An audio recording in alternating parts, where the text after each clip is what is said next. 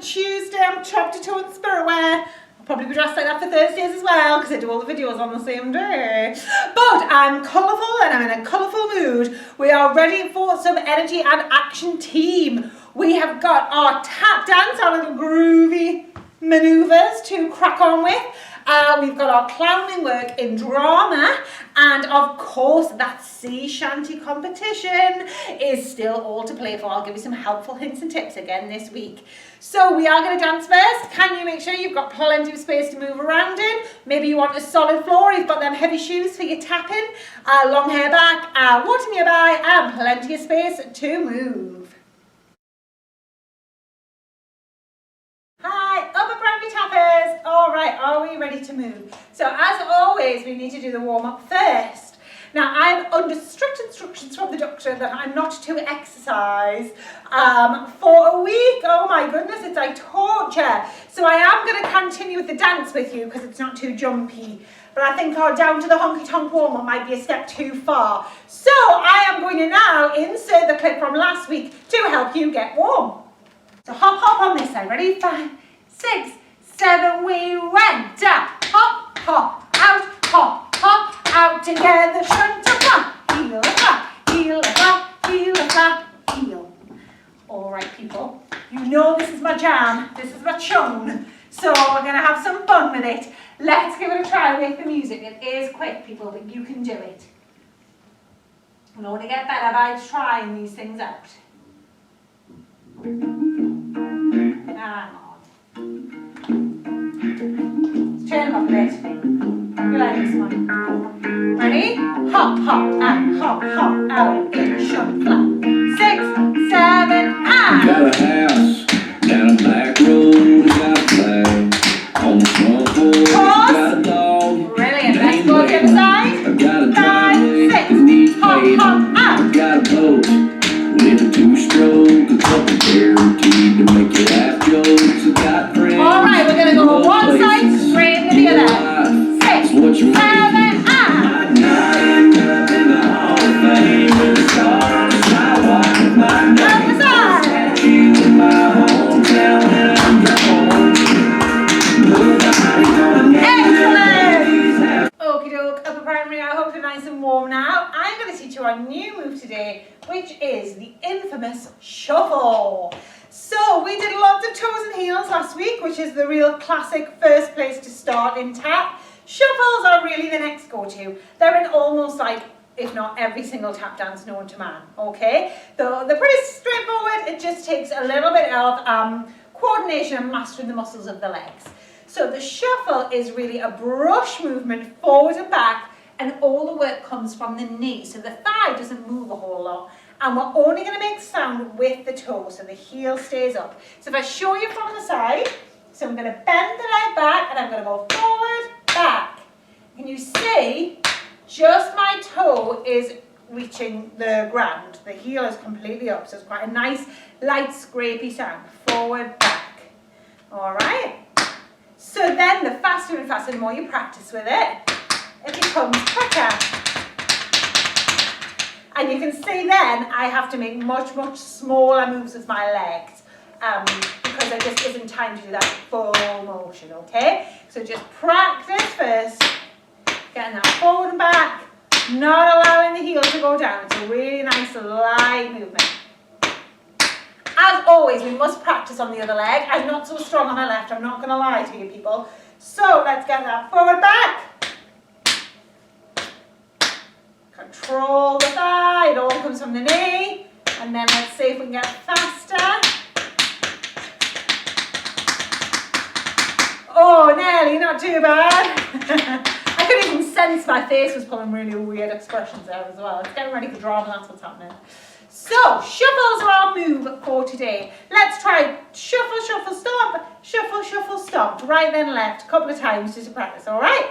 Shuffle, shuffle, stomp, shuffle, shuffle, stomp, shuffle, shuffle, stomp, shuffle, shuffle, stomp, okay? Takes a little bit of practice. Lovely, so that is going to be our next move in our dance. But first, let me move my little slide on. Can you remember the tacit and stop time dance. So we started facing the side with our feet to second. It was like a jazzy little number if I remember rightly. And we went ba-da-da-dum, and then we went head to the front. I'm going to take the back leg and just drop that toe. We learn our toes and heels over the top of the front one. And then we did a Michael Jackson turn. Ba-da-da-dum. Then we went stamp, toe, toe, toe. Didn't we? And that was like the kind of intro it felt like to the music, didn't it? So let's have another run of that. So feet in second. So we went ba-da-da-dum. Head, toe. Turn around. Stamp, toe, toe, toe. Remember? Let's try that with the music a couple of times and then we'll see where the shuffle takes us. Oh, I'm quite get it out there. Here it is. And stop time. And stop time. Head, toe. Yes, let's try one more time. I made a terrible scrapey sound there, Tacit didn't and I? stop time. You're not meant to do. Head, toe, turn around.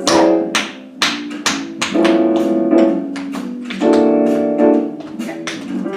So, the next move of this here dance, stamp, toe, toe, toe. We are going to go shuffle, stamp, shuffle, toe, heel. All right, different on both sides, so let's just think about that. So the weight should all be in this back leg. This leg's going to do the work again because we're not leaning forward on it. We're going to keep it all back and just let the toe easy breezy, all right? Shuffle, stamp, forward, back, stamp, shuffle, toe, heel, shuffle, toe, heel. From the side, shuffle, toe, heel. Remember there was different ways of doing the toes and the heels depending, but it's going to go the toe first, then the heel. Shuffle, stamp, shuffle, toe, heel. Just try that bit. 5, 6, 7, and shuffle, stamp, shuffle, toe, heel. One more time. 5, 6, 7, 8. Shuffle, stamp, shuffle, toe, heel. Okay? Add that on from the beginning. Ba-da-da-dum. Head, toe, turn around, stamp a toe, toe, toe, shuffle, stamp, shuffle, toe, heel. Okay? Let's just add that bit on with the musica. And A. Ready? Tacit and stop time. Head, toe.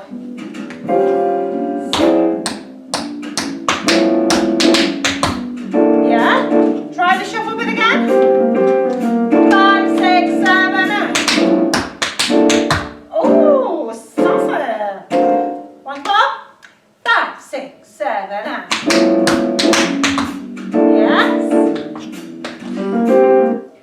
Lovely juggling. Alright, so very quickly, because you have learned the flap before, the next move is a flap. Do you remember that? Where we do like a forward and down? We do that in the thingamajig, don't we? The warm up. But I think in the warm up for the upper, it's just the toe, does it? We're going to do the whole foot. So put the whole thing down. Flap. Toe goes in, toe goes out. We might look at that a bit more on Thursday because that's quite a lot of material to do, okay? Flap, toe, toe. Flap, toe, toe. Flap, ooh, flap, toe, toe. So it's a bit like a shuffle. Instead of going forward, back, it's like forward, down. Yeah? Forward, down. It's the same first initial movement. So that whole new thing is shuffle, stamp, shuffle, toe, heel, up, flap, toe, toe. One more time. 5, 6, 7, shuffle, stamp, shuffle, toe, heel, up, flap, toe, toe. These little snazzy arms coming in, I don't know where they came from, but it felt like a good thing to do. Let's try it once with the music as we've run out of time, and I'll give you a bit more time on that on Thursday. From the Position Tivoli. A. Tacit and stop time. head, toe. Stop. Yes. Try the shuffle again. Shuffle, stop, shuffle, your heel, stop. One more. 5, 6, 7. Yes.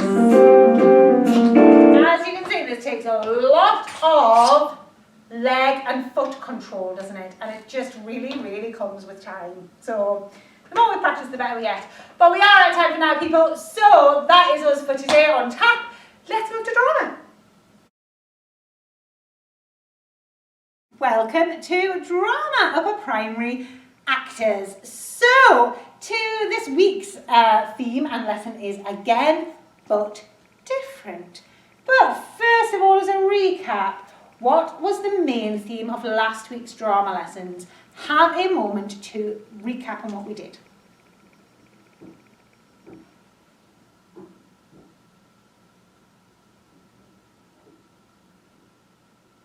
Can you remember any of the activities that we did as well in drama?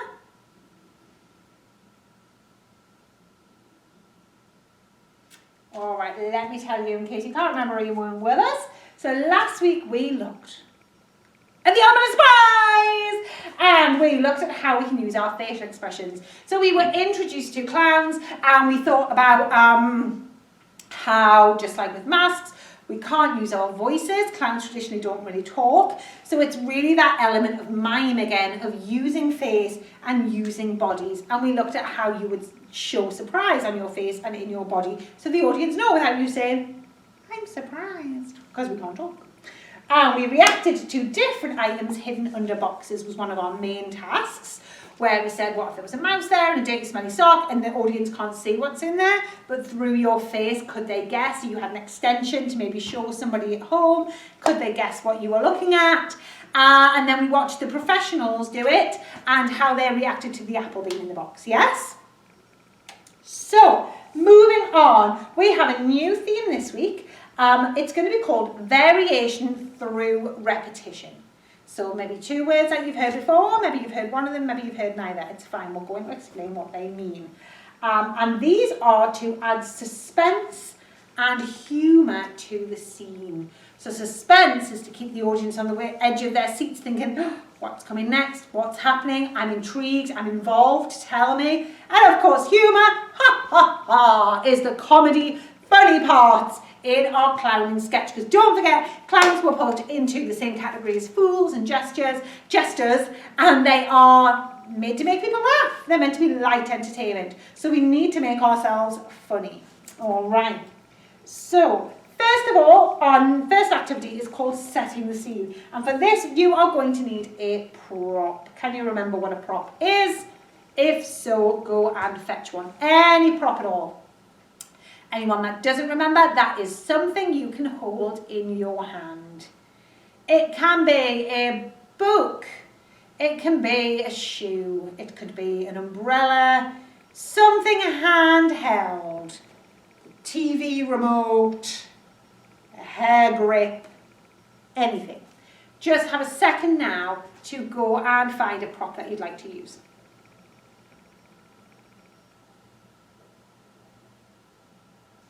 Anything really. Just none like of mum and dad's expensive ornaments or anything, you know. All right, people, just anything nearby. Everyone got something? Yeah? Okay, so I am going to act out a scene with you. Your only job is you need to say no. No matter what I do, just keep reacting no. Okay? I'm going to act this out with you, and you need to keep saying no. So keep your prop with you, okay? Ready? Give it to me. Give it to me.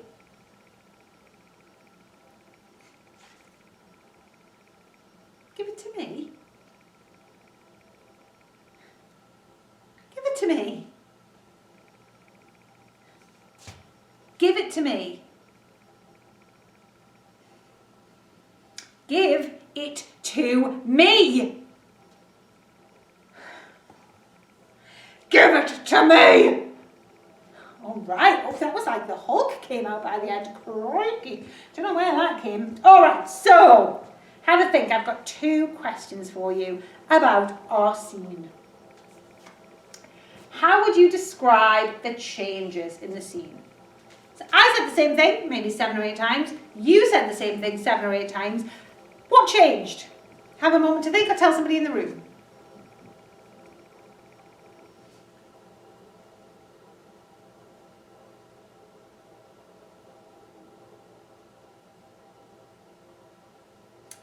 All right, interesting.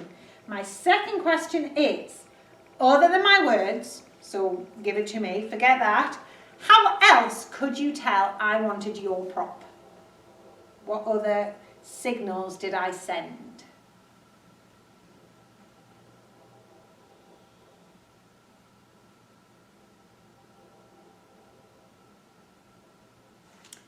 All right, people, keep those thoughts with you as we move on. So now I'm going to explain what variation is. And we just used it in our scene without maybe you realising. So variation is a slight change to something that's already been done. Okay? So repetition is to repeat, to do the same thing. Give it to me, give it to me, give it to me. No, no, no, no. We repeated, right? But it wasn't exactly the same. I didn't go, give it to me, give it to me, give it to me. Get like a broken record. I varied what I was doing. A slight change to something that's already been done. So I'm not sure if you did that back at home. I'm assuming you would have, because you would have reacted to my acting. Have a moment now that we know what variation is. Can you give an example of how I created variation? What were some of the things I did? Have a moment to think or tell someone in the room.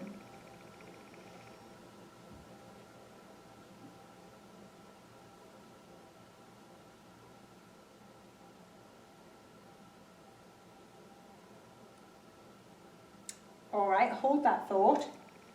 What were some of the things you did? Did you do anything different to me? How did you change?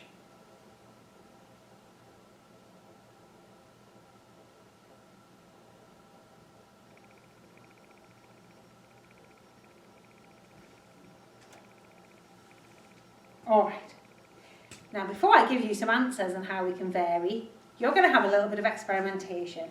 So you're going to try each of those lines again.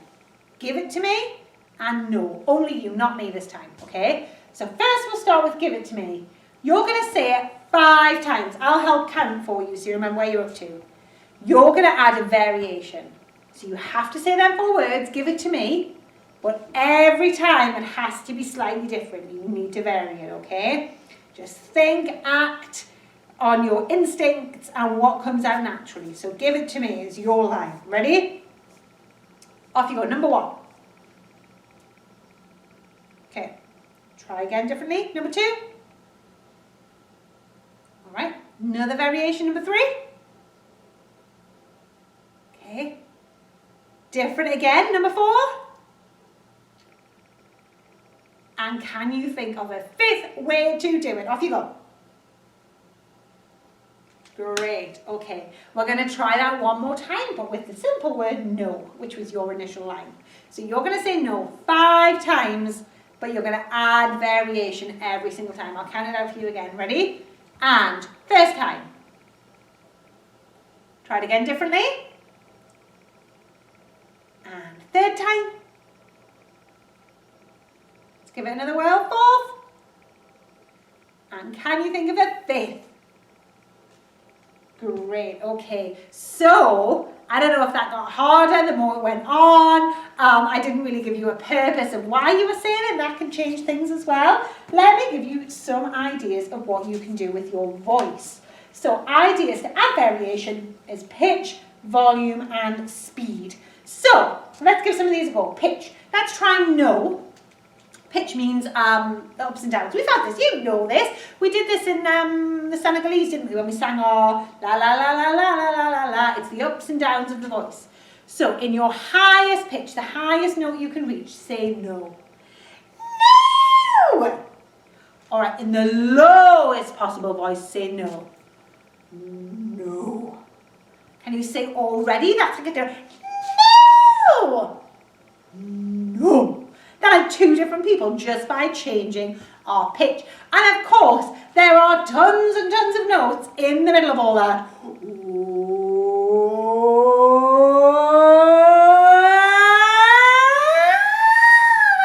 Everything in between can change the purpose of your no. Let's look at volume. I'm sure we know what volume is. Loud and quiet. So let's do give it to me in the quietest voice possible.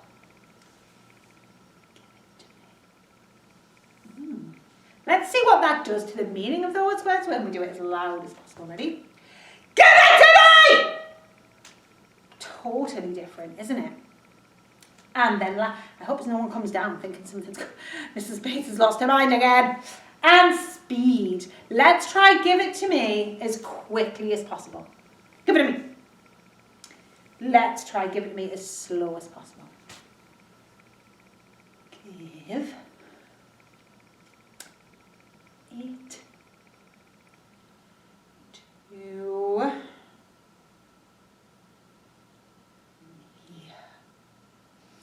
Okay, all those things completely change the way you're delivering what it says about your character and what you're saying about the scene. And of course, you can choose all three of those things at all different times. We can do a really high pitch as quick as possible at a low volume. La la la. Look, can you imagine all the different ways that you can act out a line and the choices you make as an actor?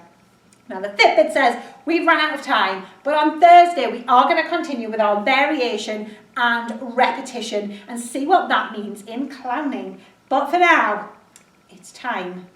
Let's crack on with that sea shanty. Ahoy, my hearties! Welcome aboard! You are here to learn some skills for the sea shanty competition as we power through to week 2 of 7. But first, and welcome if you want to just joined us, for those of you that weren't here, let's have a recap. People that were, what did we look at last week? Think.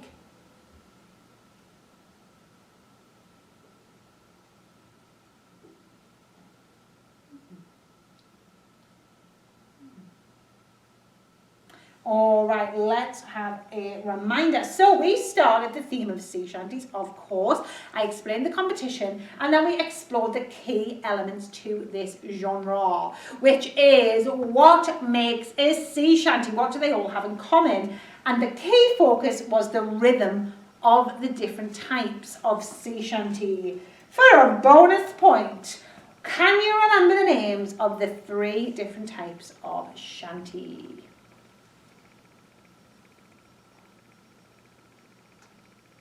We even had a little go, didn't we, of doing some sailor activities to the rhythm of them. What were they called? They were the long haul, the short haul, and the capstan, remember? And it depended on how long it took to do an activity. That would determine the rhythm and the speed of the song. So, today, that's quite a lot of information. Is that the last? Yes, that's fine.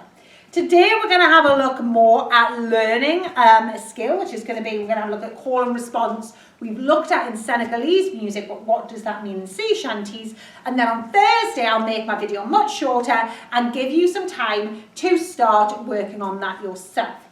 So we are going to spend more time focusing on the call and response. So I've got an example for you that is a really, really perfect example of call and response. Then we're going to have a little chance of singing it, okay? So first of all, let's listen to it and see if you can pick up the call and response moments.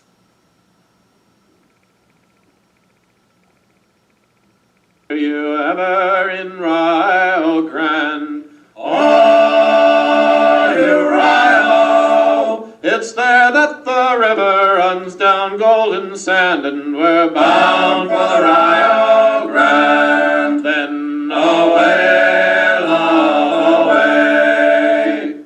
Oh, you Rio! Sing fare you well, my pretty young girl, and we're bound for the Rio Grande.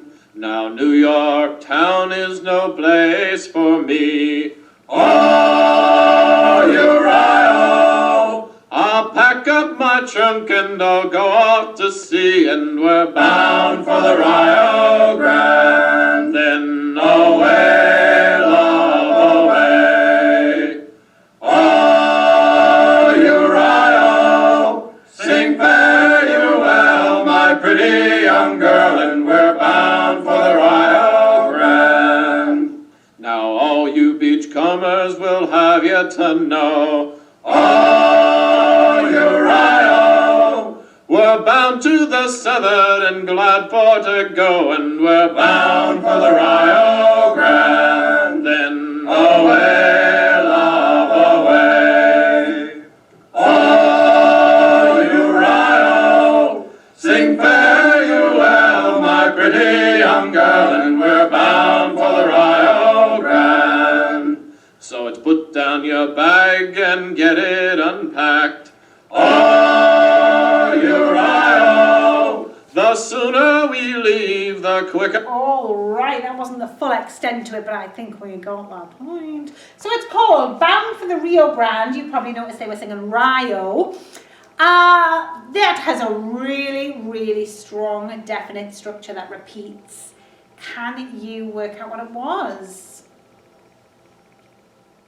It's kind of on the board. Right, so like we've done loads of times in dance last year, and when we've sang poppy songs and sometimes musical theatre songs, I'm thinking Mamma Mia, Lower Primary, we had that verse, chorus, structure, okay? So the verse, the words change every time for the leader. He sings something, blah, la, la, la, la, la, la, and the response is, oh, Uriah. I put to Rio. I think they go like, yo, Rio. I don't know, but we'll work that out in a minute. And then the leader sings something else, la, la, la, la, la, la, la, la, la, la. We're bound for the Rio Grande. Okay? So every single time the verse comes, it's that structure. Leader sings a line, we repeat with oh, Uriah. Leader sings a line, and then we say we're bound for the Rio Grande. Okay? Then it's the chorus every time. Then away, love, away. I think he says, oh, Uriah again. And then this says, so fare ye well, but they say, sing fare ye well. My pretty young girl, we're bound for the Rio Grande. Then it goes back to that. Leader sings a line, we go, oh, Uriah. Leader sings a different line, and we're bound for the Rio Grande. Chorus away, love. And that's what happens every time. Now that we kind of know what's going on, let's have a sing-song. Oh, say were you ever in Rio Grande? Oh, Uriah, it's there that the river runs down golden sand, and we're bound for the Rio Grande. Then away, love, away. Oh, Uriah, sing fare you well, my pretty young girl, and we're bound for the Rio Grande. Now New York town is no place for me. Oh, Uriah, I'll pack up my trunk and I'll go off to sea, and we're bound for the Rio Grande. That's easier. Then away, love, away. Oh, Uriah, sing fare you well, my pretty young girl, and we're bound for the Rio Grande. Back Now up. all you beachcombers will have you to know, oh, Uriah, we're bound to the southern and glad for to go, and we're bound for the Rio Grande. Then away, love, away. Oh, Uriah, sing fare you well, my pretty young girl, and we're bound for the Rio Grande. So it's put down. Oh, it's like pick a tune, any tune, wasn't it? That, my God. It's because there's so many harmonies. That's what and like, he's like, we're bound for the Rio Grande. It's just too low for me. Come on, lift it. But did you get the point? Can you see what's happening there? So, it doesn't have to be that exact structure, but I just thought that was quite a nice structure to follow. So on Thursday, I'm going to set you a bit of a chore with that in mind. You can go and do some research if you want to, have a listen to some others and see what else happens with call and response. But I just thought that was quite a nice example. And the good way with that is as well, you only really need 2 new lines every verse, don't you? Because it repeats. So good to think about the call and response structure, people. On Thursday, I will set you your new task and give you a little bit more help of how to do that. Thanks for joining. See you Thursday.